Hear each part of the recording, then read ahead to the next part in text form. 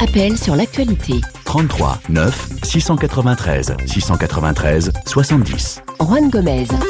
Bonjour à tous, bienvenue, merci d'être avec nous, très heureux de vous retrouver. Toute l'équipe d'Appel sur l'actualité, Nadia Ingarem, Camille Deloche et nos stagiaires évidemment, Juliette Savard, Frédéric Schneider, Carole Valade et Paul Lecusiap. Avec aujourd'hui à la technique Benoît Vanderbruck et Raphaël Lazizi. Eh bien, toute l'équipe vous souhaite de bonnes fêtes de fin d'année en vous remerciant évidemment de votre fidélité et de l'intérêt que vous portez à l'émission. Durant près d'une heure, nous vous proposons aujourd'hui de retracer ensemble l'actualité de ces 12 derniers mois. Vous allez nous dire quel a été, selon vous, l'événement le plus marquant de l'actualité dans le monde? Quelle a été la personnalité qui a retenu votre attention en 2013 dans l'actualité française, internationale, africaine? Et vous nous direz évidemment pour quelle raison cette personnalité ou cet événement retient votre attention. Exceptionnellement, l'émission est aujourd'hui enregistrée, donc n'appelez pas pour intervenir. En revanche, depuis pratiquement une semaine, vous avez pu vous inscrire pour nous livrer votre bilan de l'année. Plus de 300 réactions sur la page Facebook, vos nombreux appels,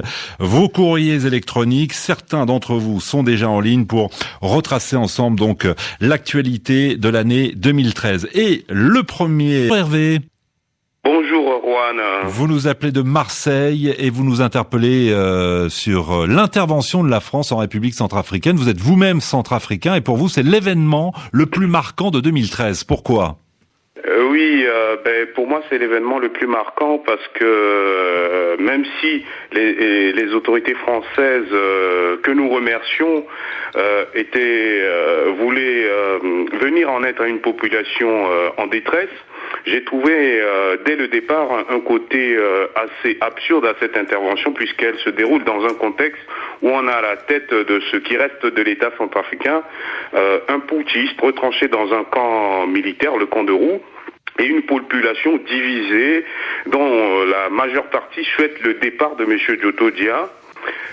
Une administration complètement à l'arrêt dans l'attente de la chute de ce régime dictatorial sanguinaire installé par le président tchadien, M. Idriss Déby. Et quel bilan dressez-vous, Hervé, de l'intervention de la France jusqu'à présent ? Ça a bien commencé. À mon sens, il faut continuer ce désarmement. Mais pour moi, si la France veut sortir de ce bourbier, puisque pour moi c'est comme ça que je le considère, c'est un véritable bourbier.